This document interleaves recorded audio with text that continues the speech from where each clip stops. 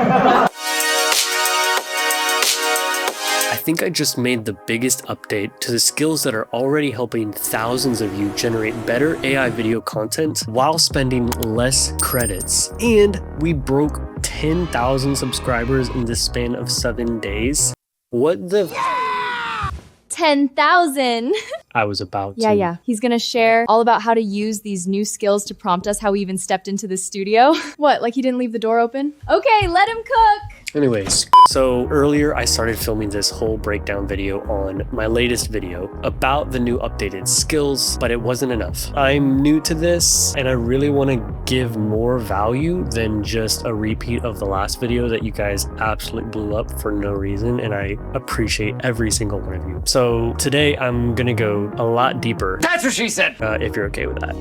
Hi, I'm back as a fan favorite. Or did you want Mira in here? Hello. I just want to say briefly before we get any further, I know Joey's not going to keep most of you. I mean, you're looking at this 18-minute video going, yeah, I don't have time for that.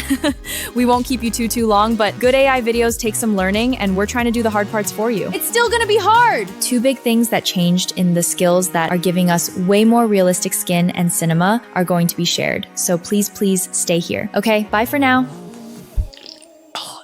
If you want to figure it all out for yourself, I've got the skills and a brief breakdown linked below, but I'm hoping you'll stay for the full workflow and the biggest update to the skills that I think no one's talking about in the AI video space. But before I say anything, this is where I'm going to say it's sponsored by no one. It's sponsored by no one. This video is not sponsored. I had so many people thinking the last video was sponsored. Guys, if I make a sponsored video, I'll be real and straight with you. Yes, I've had so many offers. Right now, I'm doing all of this for the love of the game. Truly, learning, sharing, growing together. I'll only do one if it's truly good enough and valuable for all of us, not just a quick cash grab. So let's dive in.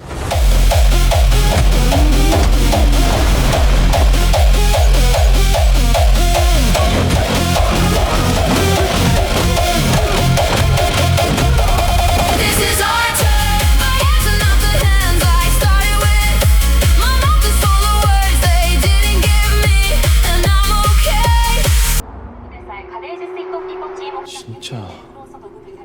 야, 다들 와봐. 간 거지? No and void. No exit.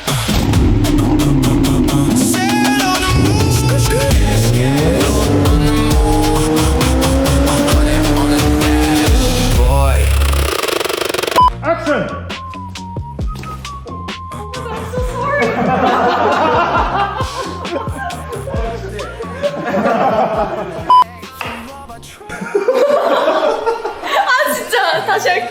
I don't know why we decided to film all this at 4 a.m. They're delirious. So that's just a brief clip of the latest video, and you can watch it here later.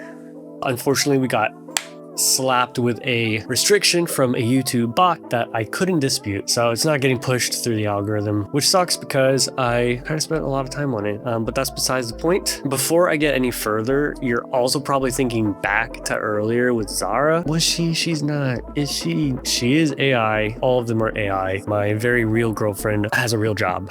I have a real job, but so I've got AI to help me. Before I get into the skills, I'll briefly explain how I'm doing that bit. And honestly, this feels like a separate video, but I'm going to do it fast. And if you want a full 9-minute version, let me know in the comments. So real quickly, I start out with a frame of me here. I'm giving enough room for the character to fill the scene. I go ahead and grab the character with their outfit sheet, spin up a script, and send it through Claude. Claude takes the reference of me and the character so it knows what to build off of, the camera angles, all of it. I tell it to keep the frame locked. I run the script through the skills, paste the prompt, generate the scene, run it through Topaz to upscale, and I place it on top of my existing footage in the timeline, mask it off if needed. And there you have it.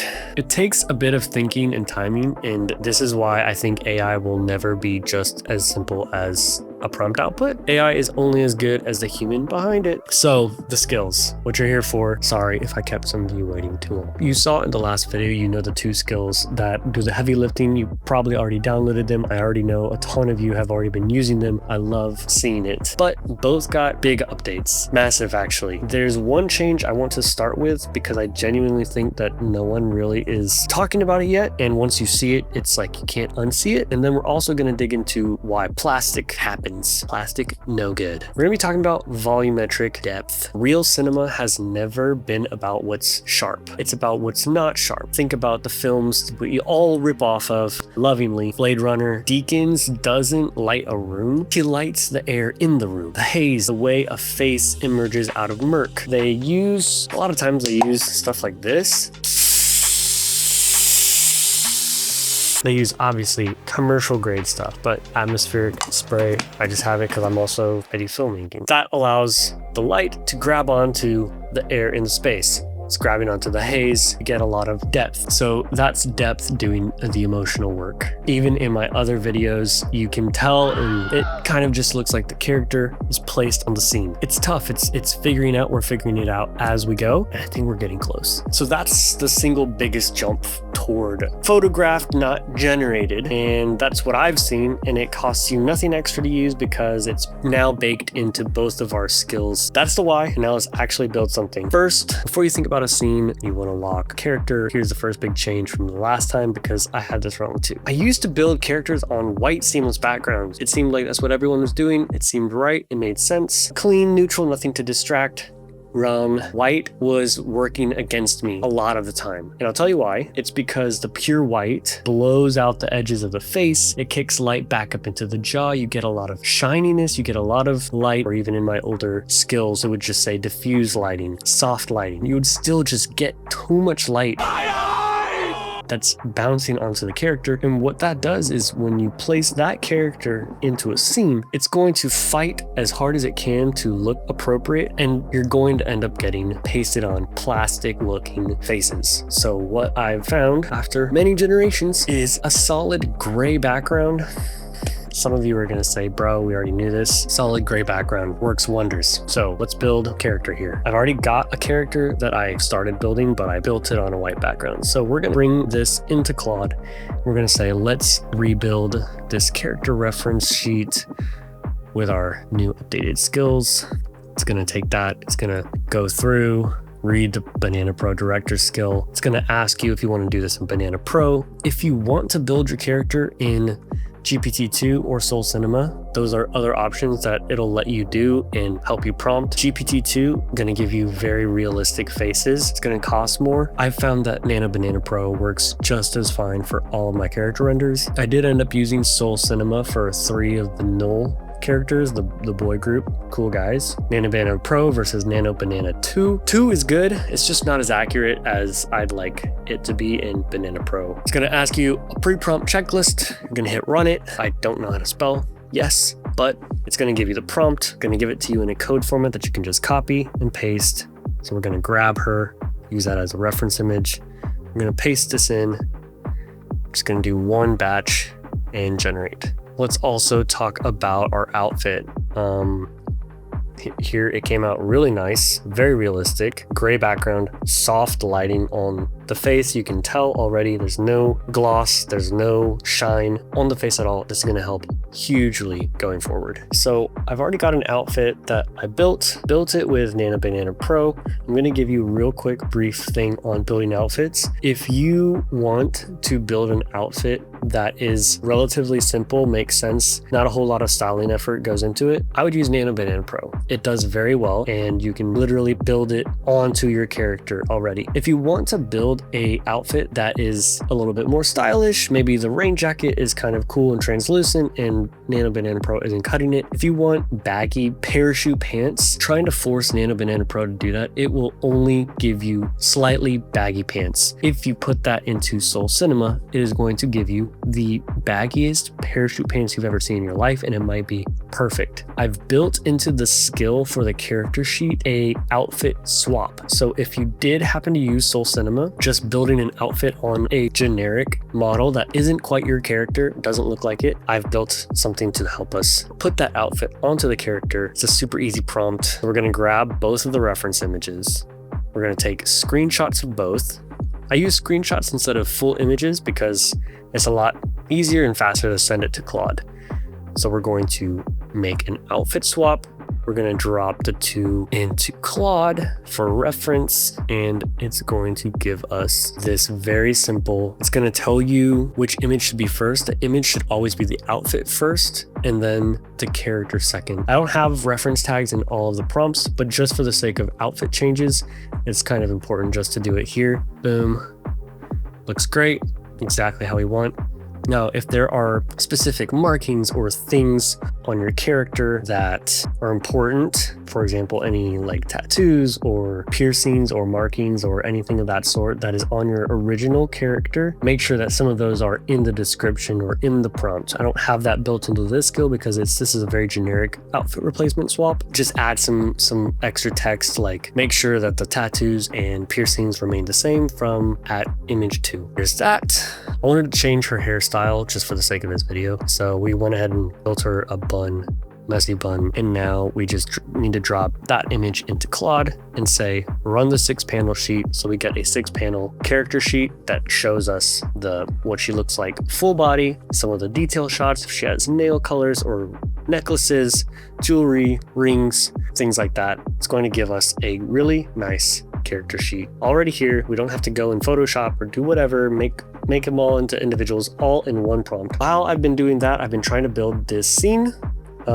so that we can have a scene to put them in. I went ahead and used a scene reference from our last video, but I'm just bringing it in here. I'm gonna build the F40 here on the background of this Tokyo Canyon. We've got the haze, we've got the rain. I'm not using rain streaks in my image because sometimes if I'm using an image that has rain streaks, sometimes in Seedance generations, you'll still see the rain streaks kind of still, not really moving. So what I did was I said no rain streaks, but I want rain texture on the ground, raindrops on the roof, things like that. These are the small things that we don't really think about, but we should. So now I'm building the scenes. Basically, I'm just gonna do a quick scene for you guys just to show the skills at work. We're gonna take Zara here with an umbrella and a cheesy t-shirt that says Mama didn't raise no AI slop. We're gonna use this new character. I've told Claude the names of these characters just so for when we're talking to Claude, it helps us keep on track of who's who, but it's also going to describe in the prompt who the characters are and not using the names, which is important. We're gonna grab screenshots of each one. We've got the plate with the car. I built this plate with her putting on lip gloss in the car. It's gonna make sense later. We're gonna drop all of those into Claude and we're gonna start building our scene. The first scene here is going to be a banter inside the car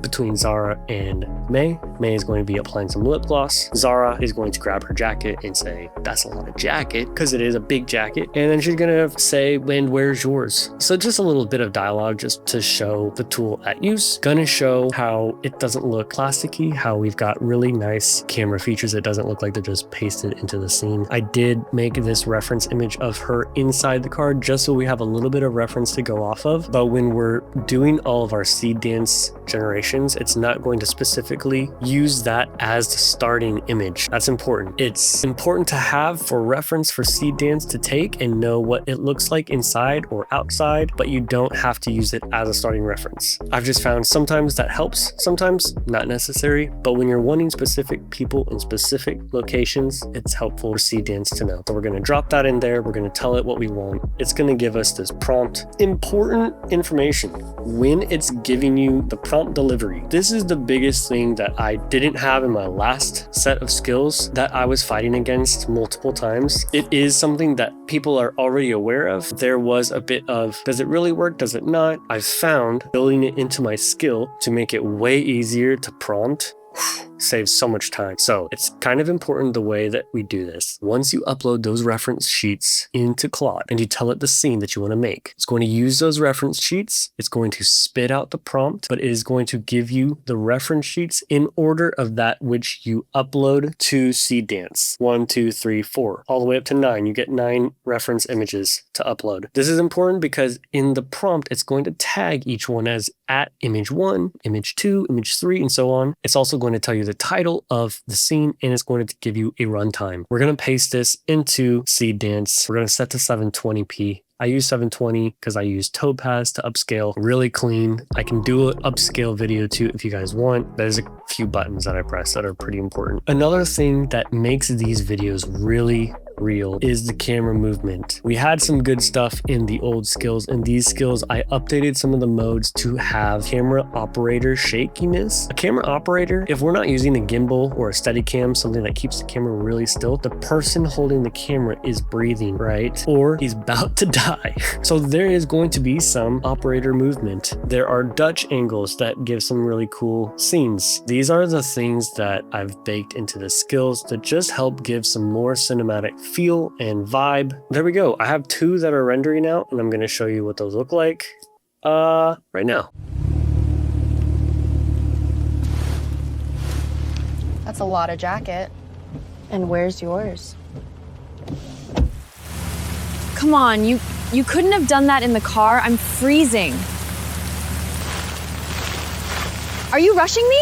Okay, sorry. Hurry up, please. So that is what those look like. Not the best. I mean, I'm just trying to build a quick little video here for you. Those came from like 4 different generations, I think. And those came from editing those generations, which brings me to the part that is kind of important. You do all this, you build the characters, you lock the outfits, you build the scenes, you get the real depth, you get your prompts clean, your references are in order, you generate everything, upscale it, drop it all into the timeline, and you're at 70%. A pile of beautiful generations sitting on a timeline is not a film. And the last 20, part that takes you from 70 to 90, happens in the edit bay, and it's all the stuff that AI can't do. It's the color grade, it's what every shot feels like it came off the same roll of film, it's the J cuts in the audio, it's the sound effects, it's the sound design, it's pacing, it's structure, it's cutting out 4 seconds of a really good generation because those 4 seconds just don't tell the story. These are all the things that are you, it's your craft that no model is going to hand you in a code block. Anyone can get to 70. That's the whole point of these tools. They can get you to 70 pretty fast. The 90 is still earned. Why not 100? I don't think we should get to 100. There should always be a gap with AI. A little scene where you can tell that it's human made. The moment AI worlds become so indistinguishable from reality, we've stopped making entertainment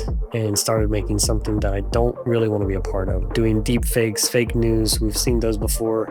Those kind of things, that hurts people instead of moving them emotionally. It might move them emotionally to anger.